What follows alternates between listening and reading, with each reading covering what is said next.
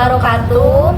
Kami dari kelompok 5 yang beranggotakan 2 orang. Saya sendiri, Seviani, dengan NIM 2012200064, dan teman saya yang bernama Firda Lailatun Nafsiah dengan NIM 2012200036. Nah, kami di sini akan membuat video dialog interaktif dengan mata kuliah Usul Fikih 1 dan dosen pengampunya Ibu Rina Juliana, SPD MPDI.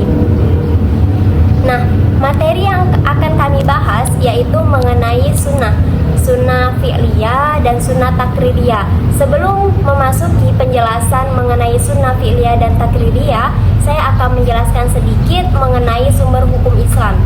Sumber hukum Islam itu terdiri dari ada Al-Quran, ada sunnah atau hadis, ada ijma, dan ada qiyas. Nah, yang akan kami bahas di sini yaitu mengenai sunnah atau hadis. Sunnah atau hadis itu terbagi menjadi 3 macam. Pertama, ada sunnah qauliyah atau ucapan Nabi Muhammad SAW. Yang kedua, ada sunnah fi'liyah atau perbuatan Nabi Muhammad SAW. Dan yang terakhir ada sunnah takririyah, yaitu ketetapan Nabi Muhammad SAW.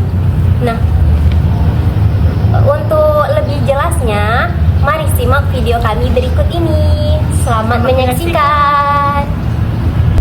Nah, yang pertama kami akan membahas mengenai fi'li sohibi syariati sallallahu alaihi wasallam atau perbuatan sohibi syariat Nabi Muhammad sallallahu alaihi wasallam. Apa sih pengertian dari sunnah fi'liyah?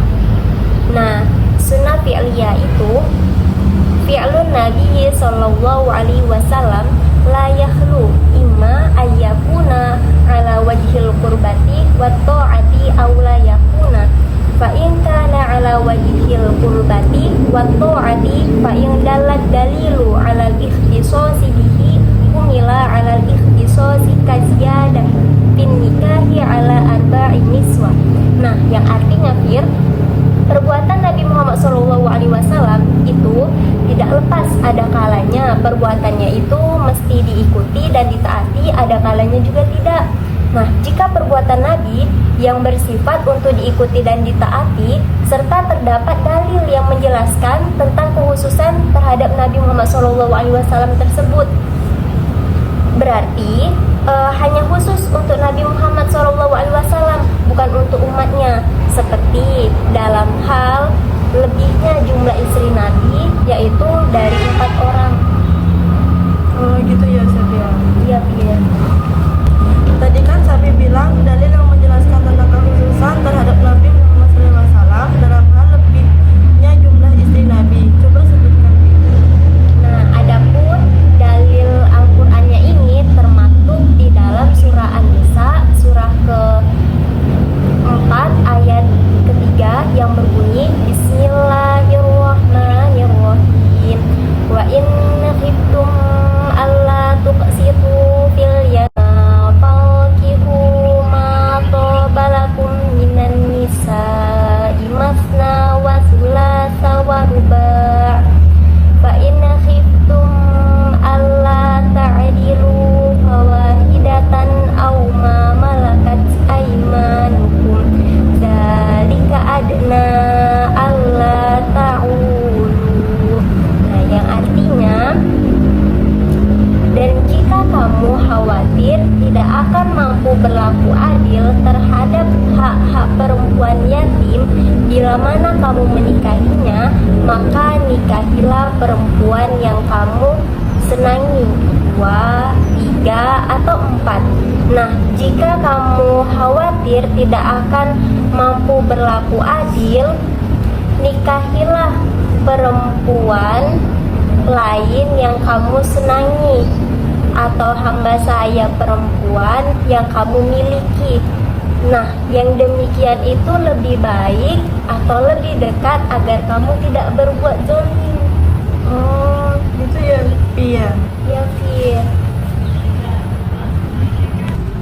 Ada nggak, Pi, hadis yang menjelaskan tentang hal yang sama dari dalil Al-Quran? Nah, ada, Fir. Hadisnya ini diriwayatkan oleh Ibnu Umar.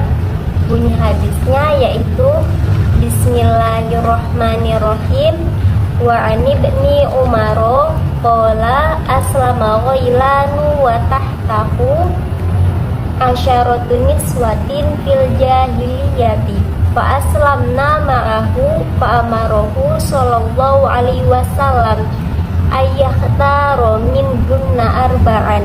Rawahu Ahmad wa Ibnu Majah wa Tirmizi, yang artinya yaitu dari Ibnu Umar radhiyallahu anhu, ia berkata, ketika Ghailan masuk Islam, dia mempunyai 10 orang istri di masa jahiliyah.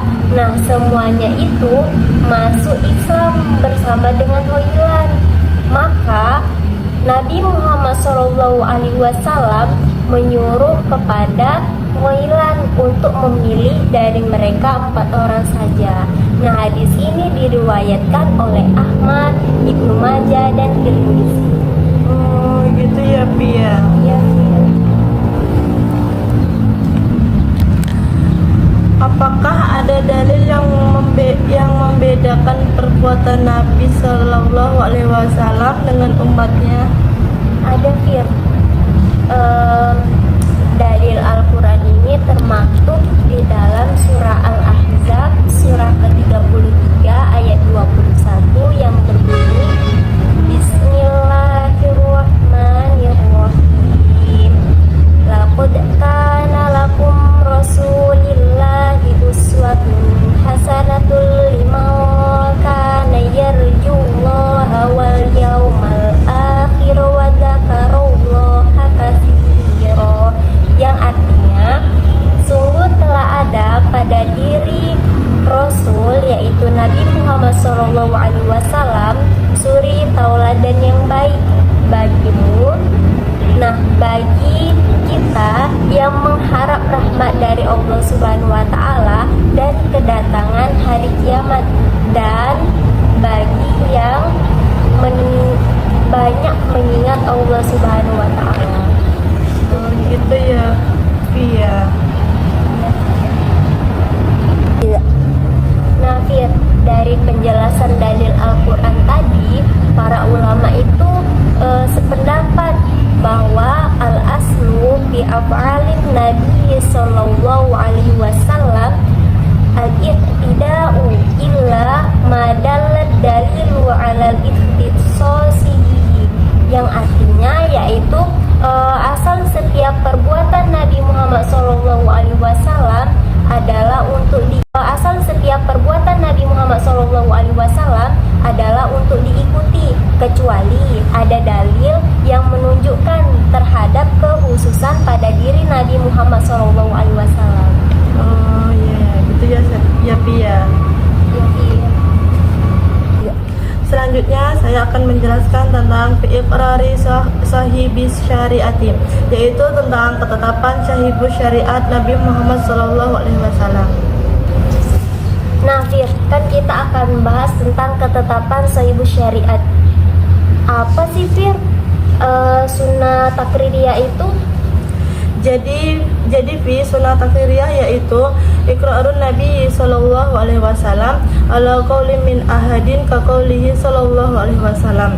Iqrarun Nabi sallallahu alaihi wasallam ala fi'li min ahadin ka fi'lihi sallallahu alaihi wasallam li'annahu ma'sumum min ayyukirra ahadan alal munkar, yaitu adapun ketetapan Nabi Muhammad SAW terhadap ucapan seseorang itu sama artinya dengan ucapan beliau, dan ketetapan Nabi Muhammad SAW terhadap Abu Bakar radhiyallahu anhu atau terhadap perbuatan seseorang itu juga sama artinya dengan perbuatan beliau, karena Nabi Muhammad SAW mashum terpelihara dari perbuatan maksiat, dari menyetujui seseorang yang berbuat kemunkaran. Nah, dari pengertian yang Firda jelasin tadi, apakah ada contohnya, Fir? Ada Pi, yaitu misalul zalika iqraru sallallahu alaihi wasallam Abu Bakrin ala qaulihi radhiyallahu anhu bi'atati sabil qatili liqautilihi. Contohnya yaitu seperti ketetapan Nabi Muhammad SAW terhadap Abu Bakar radhiyallahu anhu yang menyatakan bahwa harta rampasan perang orang yang telah terbunuh itu diberikan kepada orang yang membunuhnya. Nah, tadi kan Firda sudah menyebutkan tentang contoh ketetapan Nabi Muhammad SAW terhadap Abu Bakar. Nah, apakah ada contoh lain mengenai ketetapan Nabi Muhammad SAW terhadap sahabat-sahabat yang lainnya? Ada yaitu wa iqraruhu sallallahu alaihi wasallam khalidaini walidi radhiyallahu anhu ala aqrib dabbi rawahu syaikhani, yaitu ketetapan Nabi Muhammad SAW terhadap Khalid bin Walid radhiyallahu anhu ketika Khalid bin Walid memakan biawak. Hadis diriwayatkan oleh Syaikhani.